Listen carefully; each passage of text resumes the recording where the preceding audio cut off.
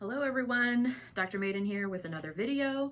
So it is officially, we're about at the midpoint of another semester here at UNF, which means that it's really time for students. It is really time for you, my students, to begin seriously thinking about final papers. Okay, so I have a lot of vlog material I plan to put out there on how to write better papers. Everything from grammar, style, methods, design, just writing good papers. And because my discipline is political science, it's going to be a special emphasis on social science, political science, writing good papers. And today I want to provide an overview of what I see as kind of a definitive, but always growing, always changing a little bit list of what not to do. So this video is 7 mistakes student writers are making in their research papers. And so again, I want to note here, I think this video will have broad appeal. I'm designing this so that it will have broad appeal outside of political science. So this particular video, you can share with friends that are outside of political science and they will find things relevant to them in terms of mistakes they are making in their papers. Okay, so hard sciences, business sciences, I don't know, maybe take what you like, leave the rest. I don't know the extent to which this will be super relevant, but a lot of these mistakes are relevant across disciplines, okay? So these are 7 mistakes students make in no particular order. I have this first one first because it's the one that drives me the most bananas, and it is that students write your papers like they are a mystery novel. That is mistake number 1. Undergraduate students have this obsession with trying to like string the reader along, and like you're leaving the conclusion or the point of the paper hidden until the end. And I think you're trying to have this big reveal or this aha moment or a see, it all came together in the end moment, but it's just, it's not good academic writing. It is not, political science is not a mystery genre. Any of the social sciences, any of the hard sciences, it is not a mystery genre, okay? So academic writing in a nutshell, and you can thank Dr. Jason Gaines at the University of Louisville for my training in this. I cannot tell you how many times I heard him say this. It's 3 things, people. It is tell them what you're going to tell them, tell them what you told them. There is no mystery to academic writing. There's just not. Academic writing is the most methodical, you could argue boring, the most rote style that could ever be. And it's like that by design. The idea is that if we all follow this same pattern with the way that we're presenting arguments and data and discussion and conclusion, we are creating a more cohesive body of research. There's synergy there. There's familiarity. It's a style of writing unique to itself. And in this style, you say in the first paragraph, sometimes the first words of a paragraph, exactly what you're setting out to do. There is no mystery. So if you feel like you are writing something that has a mystery to solve, you're doing it wrong, okay?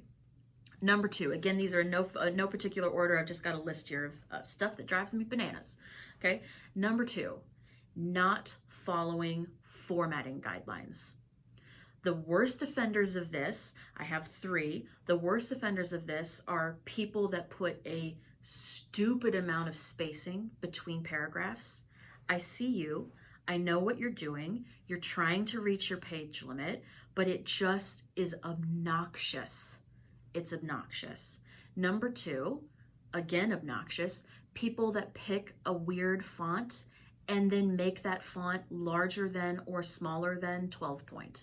Okay, if I get another, Cambria heading in 14-point font with weird margins, like it's just, it is like disorienting. It distracts me from the point you're trying to make when you use a weird font and it's too big and your margins make it look like just this weird text, okay? You will never go wrong with a lovely 1-inch margin, Times New Roman, 12-point font, double space. Again, it's not a mystery, it's not sexy, we're not reinventing the wheel, we're getting the job done. Don't distract me with your formatting. The third thing here with not following formatting guidelines is people who are given a page number and either end way below or soar way past a set page limit, okay?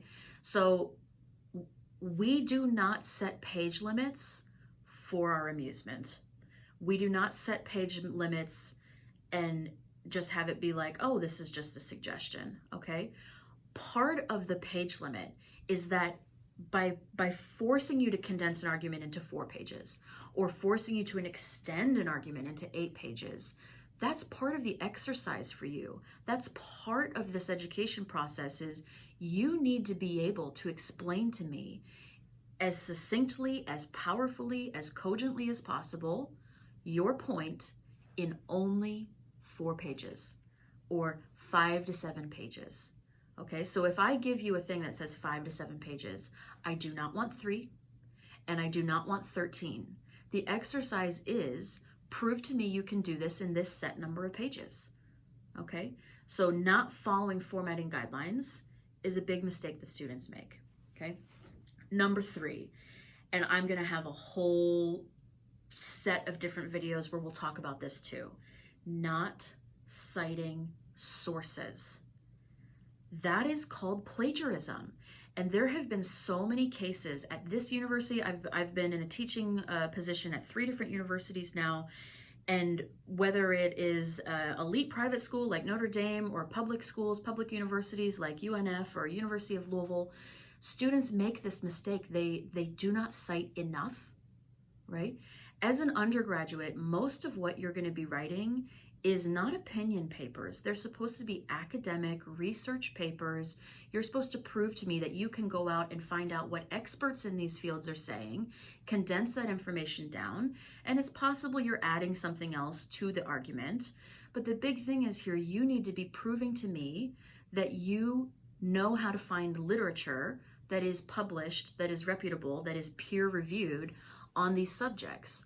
So you should be citing, especially you should be citing, if you use numbers of any kind, there should be a citation in that sentence if there are numbers. If you're quoting someone else's work, there should be a citation in that sentence. So for an undergraduate paper, if you have managed to go a whole paragraph, 2 paragraphs, 4 paragraphs, and you don't have a new citation, my alarm antennas are going off and I'm saying, where are you getting this information? Having a work cited at the end of a paper, just stapling a work cited onto your paper is not the same thing as citing your sources. You should be citing in the text of your paper where you're getting your information. Again, it's not a mystery. It should be no mystery to me where you get facts and figures and data or where you pull an argument out of. You need to make it clear through your citation process what is other people's information and what you are contributing to a paper. So these papers where you go 4 paragraphs with no citations, I am concerned, okay? You need to cite more. Add to that, point number 4, mistakes students are making, you're not citing your sources correctly. And so I started out and I was much more lenient because I knew, especially with some of the classes that I was teaching at the other institution, it was a mix of majors. So that can be really tough for someone that's a psychology major or a nursing student, a political scientist, to use a new citation style they're not familiar with.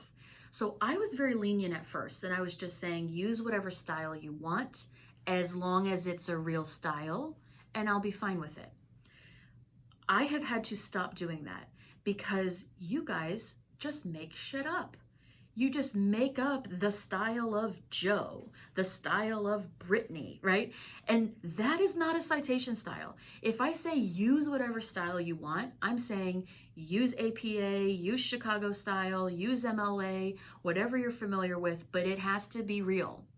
So a big red flag no for me is that students will do a parenthetical citation. A parenthetical citation should have at most author name, year, and if you're quoting something, a page number. That's it. Author name, Smith, 2003. That's most of the time what you need in a parenthetical. There should never be a parenthetical where you're providing me a hyperlink. That's not a thing. That's distracting. That's bad academic writing, okay? So I'll do other videos here where I'll go into more about that, picking a style that works for you. There's a ton of free software out there that does it for you. You don't even have to do it. You don't have to lift a finger. You can just click and have it be done. I'm going to provide videos on those types of softwares for you. But just in general, my number 4 point is you're making stuff up and it's obvious and it's distracting as hell. Okay. So number 5 then, having no flow to your argument. An academic paper typically is very regimented, very rigid. You should be beginning in your introduction by saying very clearly what you're planning to do, what you're planning to argue, the case study you'll use, the data you'll use. You used 3 interviews, you used whatever.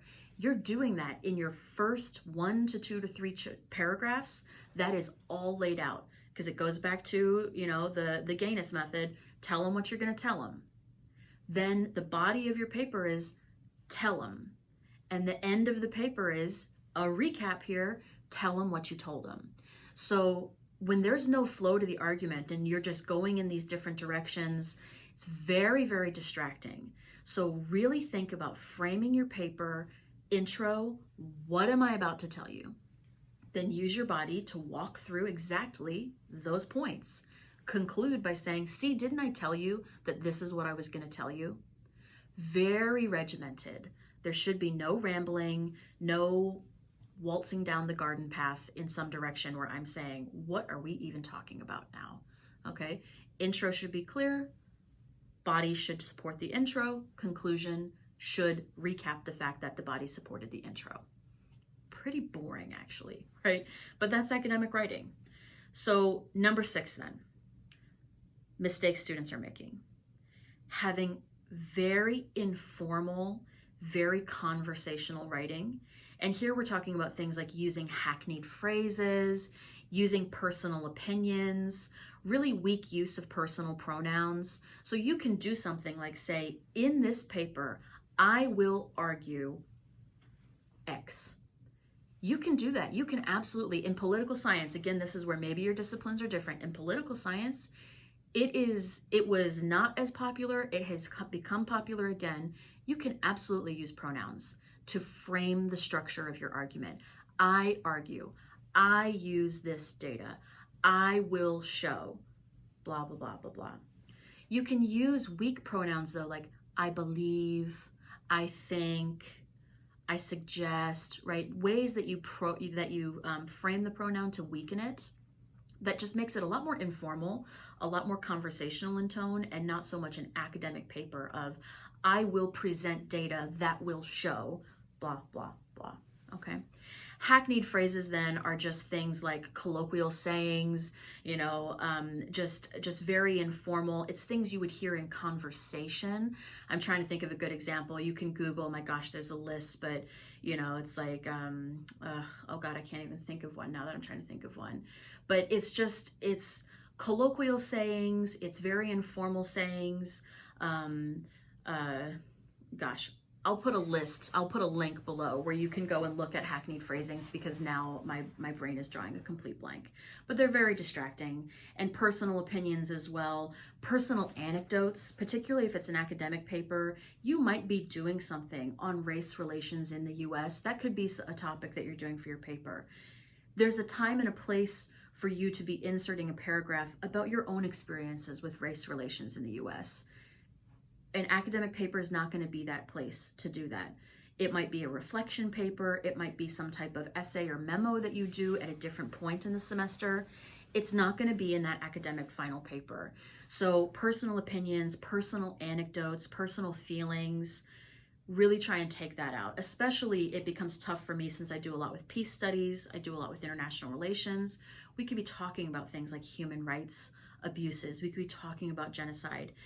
Putting personalized things about, oh, and it's horrible, and I believe that it's just awful, and oh, you know, I can't believe, and if you can believe it, then this happened. Those types of personal asides or very clearly taking a stance, like a moral stance on an issue, those need to be cut from an academic paper. There should be a place for that. It's not probably going to be in the academic paper. The last one then, number 7, mistakes that students make in papers is they have no thesis statement.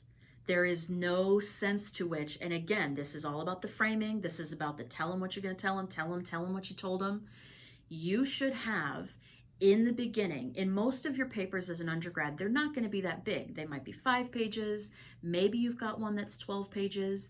You should really be thinking about your first paragraph of every paper you write should have your clear statement of, this is what this paper is for. This is what I'm doing. This is what I'm arguing. This is where you put the, in this paper, I will show. So you can have a nice first sentence that is a hook. Maybe it's a statistic, maybe it's a quote. You know, you hook them in some way relevant to the theme of the paper you're trying to write. But then you should transition very quickly to your thesis statement. Why am I even reading this? Why? Why am I reading this? I should not get to page 7 before I get a thesis statement. And you tell me very clearly why I'm reading this. Okay, so thesis statement, the caveat, number 7 is no thesis statement is the mistake you're making, or thesis statement in totally the wrong point of your paper. Thesis statement for an undergrad political science paper should be paragraph 1 with very few exceptions. And so a thesis statement could be, it's a position paper and you're making your argument. It's a theory paper and you're stating clearly your position on a theory. It's a case study paper and you're stating clearly, Panama is a good case of this because, right? Whatever it is, you're starting with that. The thesis at the top, the tippy top, okay? And that's the only way you can write a good paper that then follows the guidelines of tell them what you're gonna tell them what you told them, okay? So there's my list of 7 mistakes. I might do, you know, in the future, I'll do a video, 7 more mistakes students are making in their papers. That's a good place to start. 7 mistakes you're making. Try and cut these out of the papers that you're doing. You will see an improvement in the style of your writing if you can attack these 7 things and not do them in your papers. Okay, I hope this helps. Comment down below if you have other questions. And again, I'm going to be doing lots more videos on these types of subjects, especially for my students to be able to watch and say, what is Dr. Maiden looking for? How do I get a good grade on this paper? Watch this video, avoid these things, and I guarantee you, you will have a better chance at an A plus in the assignments that I will make, the paper assignments that I will do. Okay, so comment down below if you have questions. And for most of you, hopefully, I will see you in class.